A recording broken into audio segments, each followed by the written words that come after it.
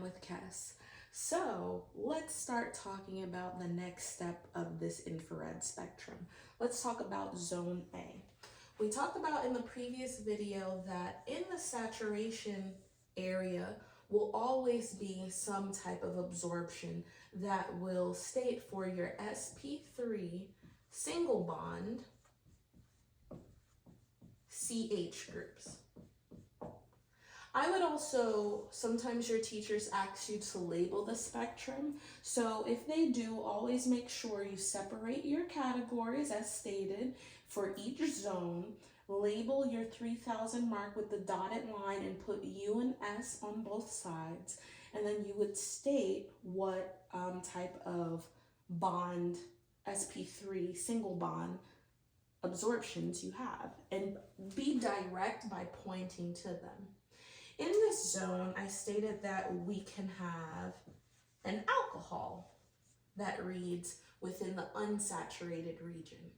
The way that an alcohol will always present itself will be a nice, broad, long, like U. And so that's the easiest way to tell what an alcohol will look like. Does the transmission have to go all the way down to 20? No, I'm just over exaggerating, but sometimes it can be. But really, when it comes to the IR spectrum, what's really important is that you take note of shapes of things. So it's almost like we're putting like circles with circles, squares with squares. So in this case, this shape always identifies with an alcohol. The other items I said that could read here are amine functional groups. We'll talk about more in depth about some alcohols because yes, there's categorizations of those, but you don't really have to worry about categorizations, which I'm talking about what's primary, secondary, or tertiary. Then we have other spectrums that can help us determine a little bit more what's going on for the classification of carbons. So now amines. With amines, an amine is a nitrogen-containing group that may have a multitude of carbons connected to it. There's different types. So there are primary, secondary, and tertiary amines. Now with the amine section, just like I said with the alcohols, here it's not distinguishable, but amines, it's more prominent. So for zone A, when we're looking at an amine, if it's primary, it's connected to one carbon group, which I'm going to call R. We use R because that could be methyls, ethyls, isopropyls, just some other group that's not a hydrogen. If it is primary, that primary nitrogen will have two hydrogens connected to it.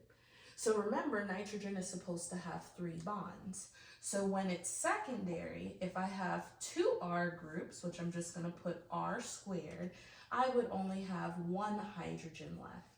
And if I had a tertiary nitrogen, I would have a total of 3 R groups and no hydrogens.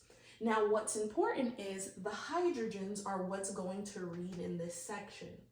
If it is a primary amine, those 2 hydrogens will read as 2 clean peaks for primary. And again, you would be able to say NH2. If you want to circle the hydrogens to be specific, to let your instructor know you understand that that is the hydrogens that are reading, you can also do that. So if it's a secondary amine, because it has 1 hydrogen on there, I'm expecting 1 peak. Very simplistic, so you just have to kind of match. Now, because the tertiary one has no hydrogens, I cannot use an IR spectrum to see what a tertiary amine looks like. So those are kind of like what you're looking for are the patterns of how the shapes look to tie it into the functional groups. Also in zone A, as we go along, again, we're going to talk about the unsaturated double bonds and triple bonds and what those peaks look like. But for right now, let's not overcomplicate it. This is all you would need for zone A.